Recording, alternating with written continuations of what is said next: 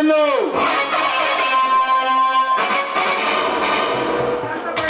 ದುಷ್ಯಂತ ಬಯಸಿದ ಪ್ರೇಮಕ್ಕಾಗಿ ಶಕುಂತಲೆಯನ್ನು,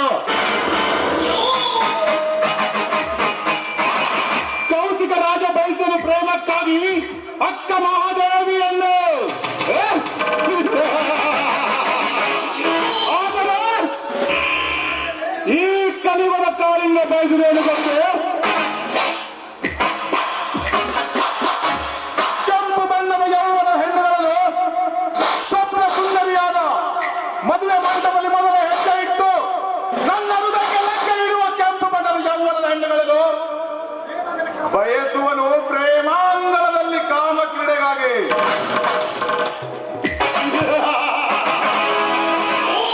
ಕಟ್ಟಿಕೊಂಡ ಹೆಂಡತಿ ಕುರುಬಿ ಎಂದು ಅವಳನ್ನು ಸುಟ್ಟು ಹಾಕಿದೆ. ನನ್ನ ಹಣ ರಾಜ್ಯಗಳ ಬಳ್ಳಾಗಿ ಬಿದ್ದರು. ಆ ಗುಲಾಬಿನೆಲ್ಲ ಸೂಳೆಯಾಗಿ ನನ್ನ ಅರಮನೆಯಲ್ಲಿ ಬಿದ್ದಿದ್ದಾಳೆ. ಅವಳೇ ನನ್ನ ಪಾಲಿಗೆ ಸತಿ ಸಾವಿತ್ರೆ.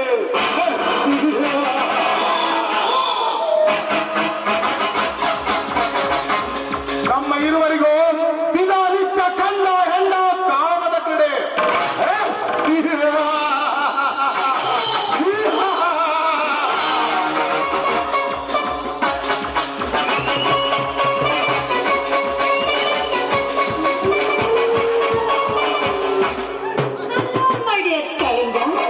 ಹಲೋ ಗುಲಾಬಿ, ನೀನೇಕೆ ಎಲ್ಲಿಗೆ ಬಂದಿರುವೆ?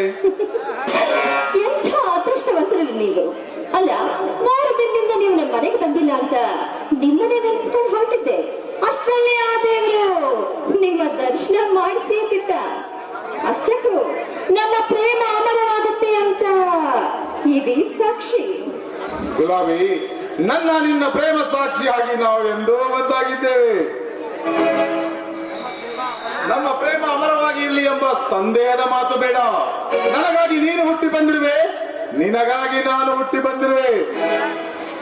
ಅದಕ್ಕಾಗಿ ತಾಳಿ ಕಟ್ಟಿದ ಹೆಂಡತಿಯನ್ನು ಕೊಲೆಗೈದು ಆತ್ಮಹತ್ಯೆ ಮಾಡಿಕೊಂಡನೆಂದು ಈ ಸಮಾಜಕ್ಕೆ ತೋರಿಸಿ ಆ ಕಾನೂನಿನ ಕಣ್ಣು ಮುಚ್ಚಿಬಿಟ್ಟೆ.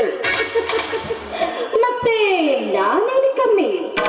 ನಿಮಗೋಸ್ಕರ ನನ್ನ ಕೋಳಿಗೆ ಮಾಂಗಲ್ಯ ಕಟ್ಟಿದ ಗಂಡನನ್ನೇ ಕೊಲೆ ಮಾಡಿ ನಿಮ್ಮ ಹಿಂದೆ ಓಡಿ ಬಂದೆ. ಯಾತಕ್ಕಾಗಿ?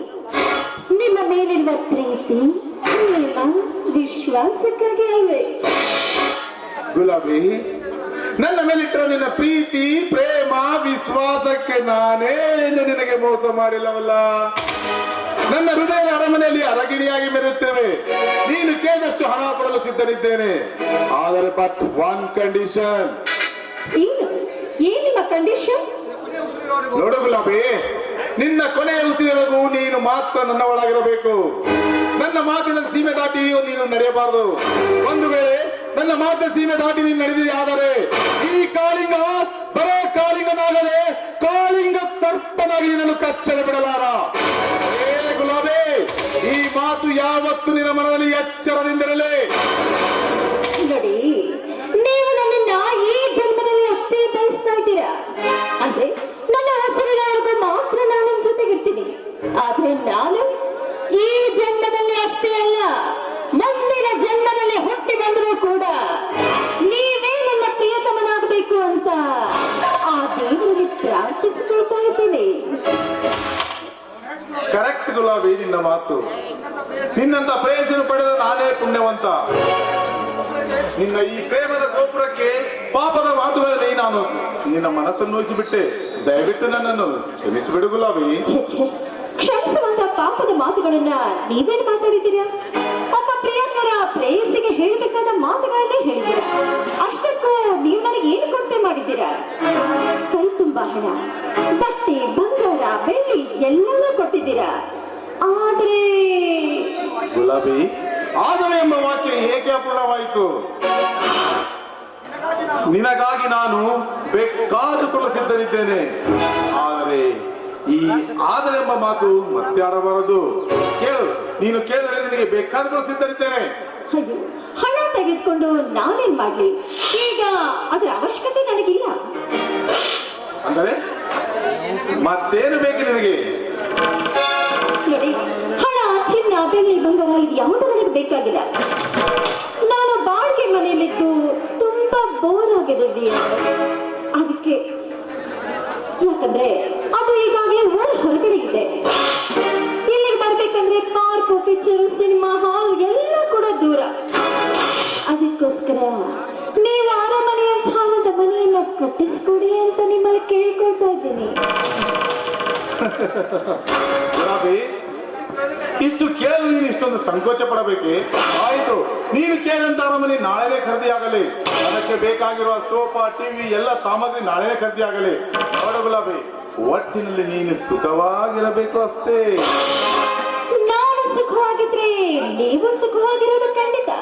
ಒಟ್ಟಿನಲ್ಲಿ ನಿಮ್ಮ ಕಷ್ಟ, ಕಾರ್ಪಣ್ಯ, ದುಃಖಗಳಲ್ಲಿ ನಾನು ಸಮಭಾಗಿಯಾಗಿರ್ತೀನಿ. ಆದ್ರೆ ಈ ನಿಮ್ಮ ಪ್ರೇಮ ಮಾತ್ರ ಆ ದೇವ್ರ ಹತ್ರ ಪ್ರಾರ್ಥಿಸ್ಕೊಳ್ತೇನೆ. ಗುಲಾಬಿ, ಆ ದೇವರಲ್ಲಿ ಪ್ರಾರ್ಥಿಸಿಕೊಳ್ಳೋ ಪ್ರೇಯಸಿ ನೀನಾಗಬಾರದು. ಯಾಕೆ ಗೊತ್ತೇ? ಪ್ರೇಮಿಗಳ ಹೃದಯ ಎಷ್ಟು ಚೆನ್ನಾಗಿದೆ ಎಂದು ಅವನಿಗೆ ಚೆನ್ನಾಗಿ ಗೊತ್ತಿದೆ. ಅಂದಾಗ ಆ ಪಾರ್ವತಿಯವಳ ಹೆಂಡತಿಯಾದ ಇದ್ದರೂ ಕೂಡ ಗಂಗೆನ ಅವಳ ತಲೆ ಮೇಲೆ ಕೂರಿಸಿಕೊಂಡ ಮಹಾರಸಿಕನವನು. ಇರ್ಲಿ ಬಿಡು, ನಾನು ಅರ್ಜೆಂಟ್ ಆಗಿ ಬೆಂಗಳೂರಿಗೆ ಹೋಗಬೇಕಾಗಿದೆ.